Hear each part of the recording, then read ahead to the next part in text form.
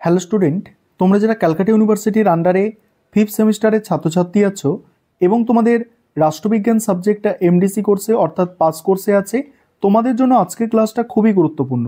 আজকের ক্লাসে তোমাদের সিসি 6 পেপার থেকে একটি মোস্ট ইম্পর্টেন্ট 15 নম্বরের প্রশ্নের উত্তর নিয়ে আলোচনা করব। এটা তোমাদের মডিউল 1 থেকে থাকছে। ইউরোপীয় ইউনিয়নের গঠন, কার্যকারিতা এবং ব্রেক্সিটের প্রভাব আলোচনা করো। অ্যান্সার দেখো, প্রথমে তোমাদের ইন্ট্রোডাকশন অর্থাৎ ভূমিকা দিয়ে শুরু করতে হবে। সেখানে কি লিখবে? ইউরোপীয় ইউনিয়ন হলো বর্তমানে 27টি ইউরোপীয় সদস্য রাষ্ট্র নিয়ে গঠিত একটি অনন্য রাজনৈতিক ও অর্থনৈতিক জোট। দ্বিতীয় বিশ্বযুদ্ধের ভয়াবহতার পর ইউরোপের দীর্ঘস্থায়ী শান্তি প্রতিষ্ঠা এবং অর্থনৈতিক সহযোগিতার উদ্দেশ্যে এই সংস্থার জন্ম হয়। এটি কেবল একটি আন্তর্জাতিক সংস্থা নয়, বরং এটি রাষ্ট্রসমূহের ঊর্ধ্বে একটি অতি রাষ্ট্রীয় সত্তা হিসাবে কাজ করে। এবার ইউরোপীয় ইউনিয়নের গঠন। ইউরোপীয় ইউনিয়নের গঠন প্রক্রিয়া ধাপে ধাপে সম্পন্ন হয়েছে। ঐতিহাসিক প্রেক্ষাপট, প্রথম পয়েন্ট, 1951 সালে প্যারিস চুক্তি এবং 1957 সালে রোম চুক্তির মাধ্যমে ইউরোপীয় অর্থনৈতিক সম্প্রদায় গঠিত হয়। তবে 1993 সালে 1 নভেম্বর ম্যাস্ট্রিস চুক্তি কার্যকর হওয়ার মাধ্যমে আনুষ্ঠানিকভাবে ইউরোপীয় ইউনিয়ন নামটি গৃহীত হয়।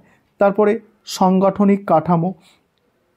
ইউরোপীয় ইউনিয়নের শাসন কার্য পরিচালনার জন্য কয়েকটি প্রধান প্রতিষ্ঠান রয়েছে, যেমন আইন প্রণয়নের জন্য ইউরোপীয় পার্লামেন্ট, নির্বাহী বিভাগ হিসাবে ইউরোপীয় কমিশন এবং নীতি নির্ধারণের জন্য ইউরোপীয় কাউন্সিল।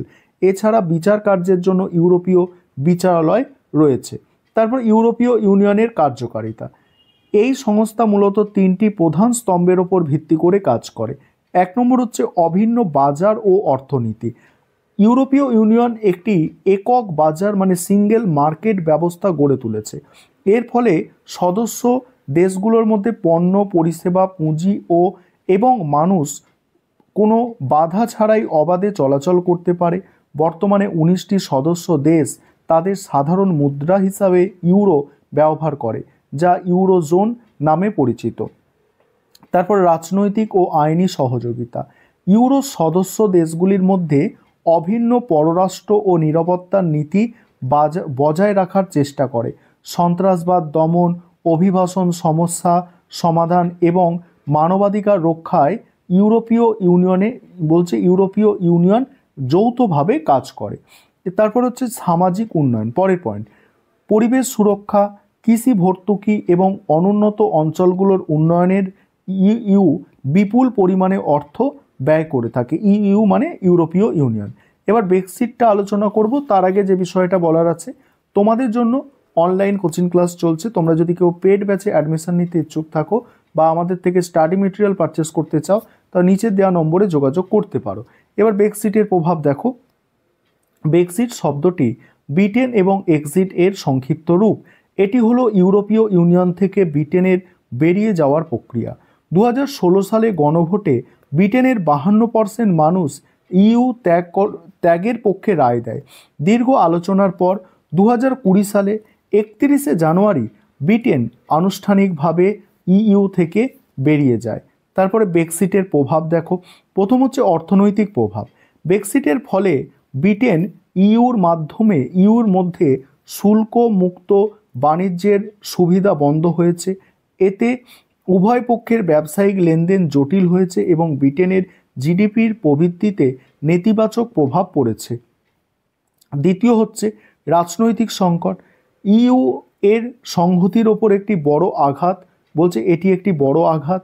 ব্রিটেনের দেখাদেখি অন্যান্য দেশও ইউরো বিরোধী মনোভাব ও ইউরোস্কেপটিজম মাথাচাড়া দেওয়ার আশঙ্কা তৈরি হয়েছে। তারপর কৌশলগত দুর্বলতা। ব্রিটেন ছিল ইউর অন্যতম প্রধান সামরিক ও কূটনৈতিক শক্তি। ব্রিটেন বেরিয়ে যাওয়ায় আন্তর্জাতিক রাজনীতিতে ইউর প্রভাব কিছুটা ক্ষুণ্ণ হয়েছে।